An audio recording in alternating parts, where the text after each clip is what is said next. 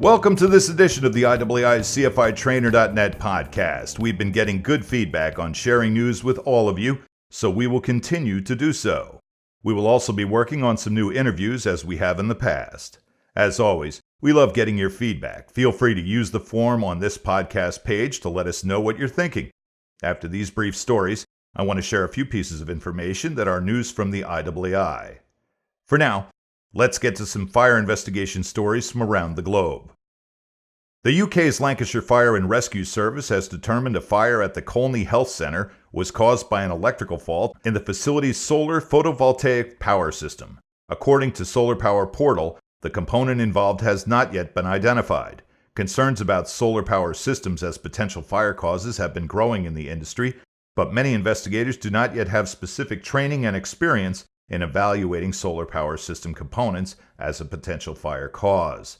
The Building Research Establishment, a former UK government laboratory now owned by a charitable trust that provides building science research, testing, certification, and standards, released a study in 2017 that looked at more than 50 fire incidents where solar power systems were involved.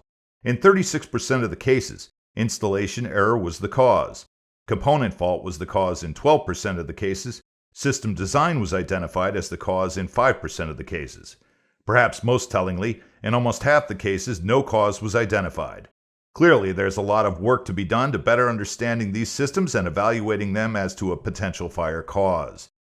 Just an FYI, our new grant application to the Fire Prevention and Safety Grant Program includes new training to be delivered on CFI Trainer related to solar and new technologies that affect homes and vehicles. We have our fingers crossed that we'll get the funding this round.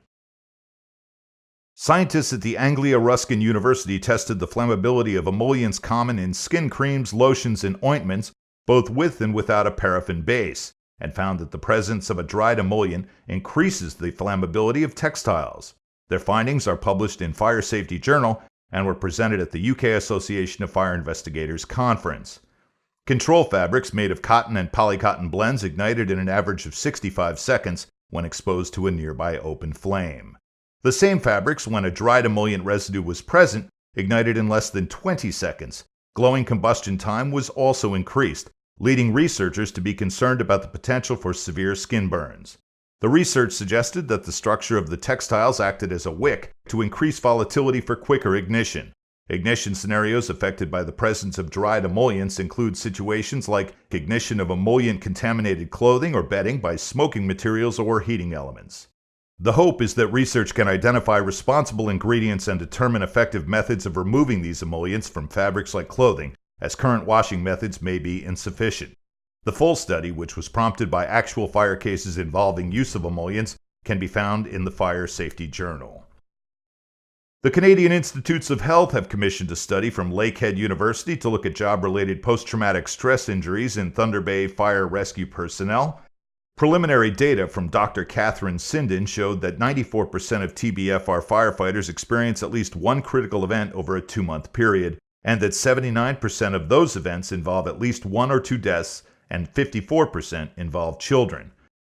The study will attempt to assess the burden of critical incident exposure on fire service personnel, the incidence of post-traumatic stress injury, the impact of delivering behavioral health services to cope with these exposures, and how to modify the behavioral health programs, strategies, and resources available to TBFR personnel.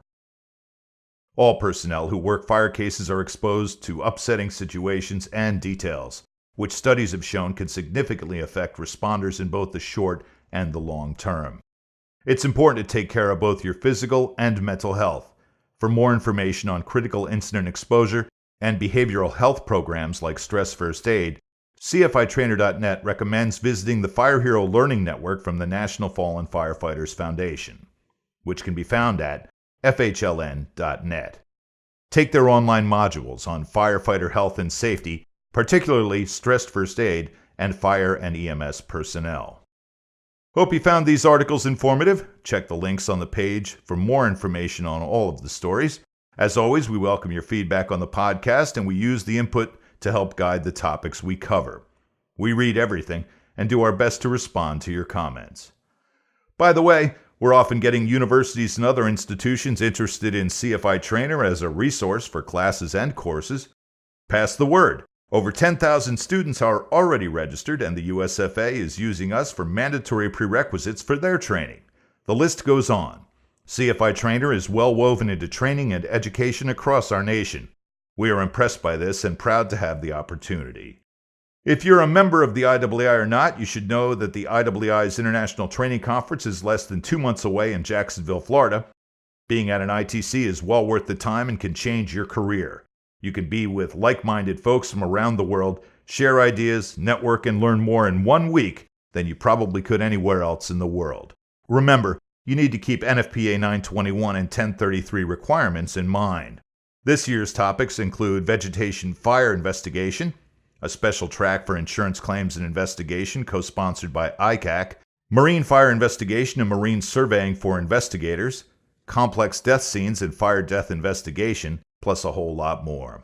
You can learn about the ITC by going to www.IAAIitc.com or go to Fire Arson and click from there. Don't miss a great experience.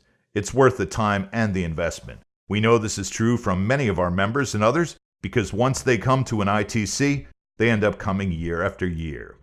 Jacksonville, Florida. You and hundreds of others involved in fire investigation. We hope you can make that happen this year. If you're a member, then you probably know that voting for the 2019 election for your board is open and you should have received a ballot via email. If you have not received the ballot, take a look in your spam filter for the email from IAAIoffice@firearson.com via SurveyMonkey. Bring it to your inbox.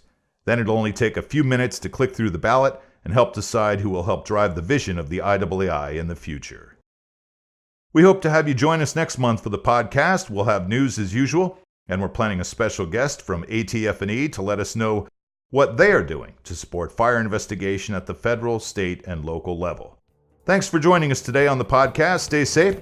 We'll see you next time on CFITrainer.net. For the IAAI and CFITrainer.net, I'm Rod M.